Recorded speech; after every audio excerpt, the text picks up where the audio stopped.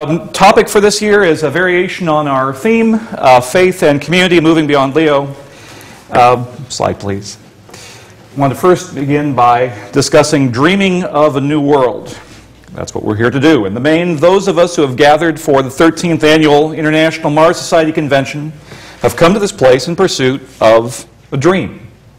We give attention to the words of those men and women who have devoted their lives to a wide array of scientific endeavors, and we give some time to the opining and posturing of the political speakers, and perhaps even attend to a few words from historians and students of letters. We do so in pursuit of a dream. The dream which animates the Mars Society is set forth in the founding declaration, which declares, among other points, slide, we must go for the opportunity. The settling of the Martian New World is an opportunity for a noble experiment in which humanity has another chance to shed old baggage and begin the world anew, carrying forward as much of the best of our heritage as possible and leaving the worst behind. Such chances do not come often and are not to be disdained lightly. Mars is seen as a new world and another chance at attaining a place most rare, somewhere to begin the world anew. The dream is declared unflinchingly in our founding declaration, quite possibly in ignorance of its boldness, at least in measure, because the dream of a new world is an astoundingly audacious act. One might say it is a leap into the dark, inextricably connected to any such dream is a leap which some will find irrational, given a moment's reflection. If some of the great minds of the modern scientific age have marveled that the most incomprehensible thing about the universe is that it is comprehensible, what might one say about the act of trying to render comprehensible, and ultimately corporeal, that which has no existence outside the mind, a new world? Because the new world of Mars will only exist in such a fashion as to conceive of it as a concrete place of human civilization, at a future far beyond the immediate present. To dream of a new world is more than simply to postulate the uncovering of some undiscovered aspect of our own world. Ancient tales of discovery are replete with such explorations which unveil a previously hidden corner of the world. Slide. In fact, the dream of a new world has a closer kinship to accounts of journeys which revealed a world concealed within our own, one which is unattainable apart from a special grace granted to the traveler. I like this image because I enjoy the navigation of St. Brendan, who, together with his monks, wanders to and fro in the North Atlantic, among other places, probably visiting Iceland before it attained that name or was formally discovered, until finally, in the midst of their voyages, they are taken to the place that had been promised to them, the land set aside for the saints. The dream of a new world is not merely a voyage of discovery. It includes, but is not encompassed by, a discovery of the physical facts of the red planet and the means for the practical utilization of those resources for the benefit of human existence. No, a new world is something akin to a new home, and the home does not reduce to its parts. It is not simply a matter of a quantity of wood, nails, sheetrock, paint, an assortment of electrical fixtures, and the rest of an itemized inventory, assembled according to the plots and the plans of civil engineers and contractors. Instead, a home is a complex interaction of human activity by those who are bound together by right and by blood in the midst of such an environment. And that home cannot be utterly extracted from its larger environment and attendant human community, without once again simply reducing it to an abstraction. The dream of a new world has slowly, steadily emerged over the course of the past 7 centuries, an unintended consequence of rattling and finally breaking certain fetters imposed upon the Western mind by Aristotelian thought. Slide, please. For the most part, Aristotle's views were readily accepted at the heart of the curriculum of the medieval universities. But Aristotle had excluded the possibility of the existence of more than one world as a logical impossibility.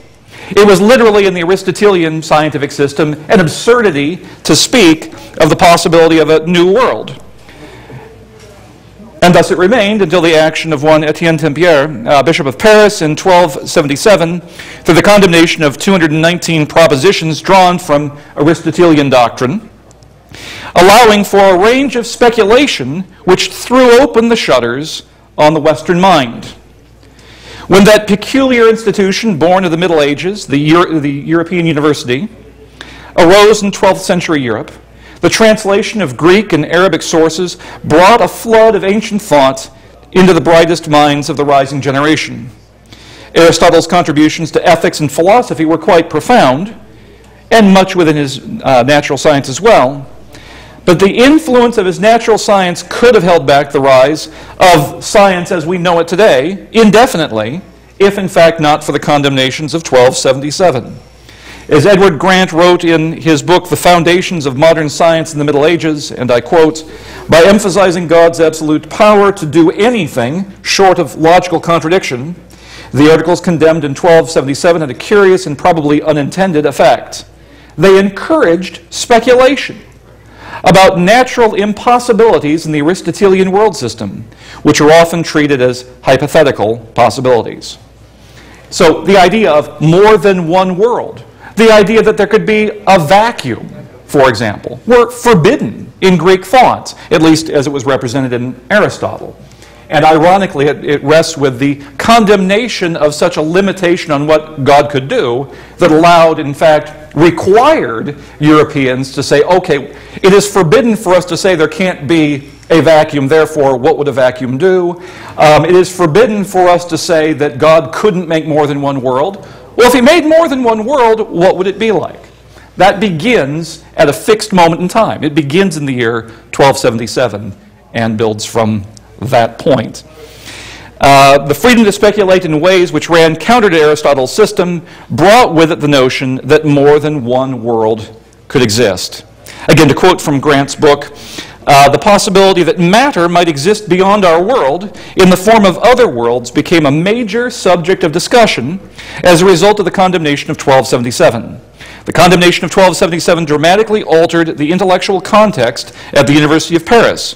And after 1277, the question about other worlds became commonplace.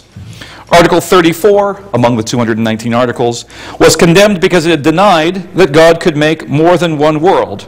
Thereafter, all had to concede that God could create as many worlds as he pleased. End quote. The conceptual breakthrough left intact the doctrine of the uniformity of physical laws, but specifically stated that those laws would now apply to each world. You have a very important scientific principle, in other words, that's folded into that whole concept already in the late 13th century, is the idea that there can be more than one world, but wherever you go, the same laws will apply. Okay, further point. Next slide, please. The vital spark to the imagination which came in 1277 not only allowed for consideration of the planets as worlds, it opened a path to thinking of such worlds as homes to their own inhabitants, and possibly destinations for human exploration. Each world was thought of as existing at the center of its own conceptual system, and each world would conform to the universal laws of nature. Again, if you'll just pardon another quote from Grant, during the Middle Ages there were no actual supporters of the existence of other worlds. It was apparently sufficient to demonstrate that if God made other worlds, and it was always conceded that he could do so, they would be subject to the same physical laws as our own world. End of quote. The way was open to thus think of the planets of the solar system as worlds unto themselves, which was impossible before, because the notion in Aristotle's system was only our world consisted of matter because it was at the bottom of creation. That's a point worth also drawing out just briefly. The ancients did not think of the earth as being the center of creation as if that were a good thing. It was more like thinking of it as the bottom of creation. It was where, if you will, the heavy things, the material things settled out, whereas the more important things, the more enduring things were further from that center. So Earth-centered system was not some kind of an expression of vanity. It was actually one of humility as conceived of in the original cosmology, because Earth was unimportant. It was at the bottom. It was at the center. The important things were further away.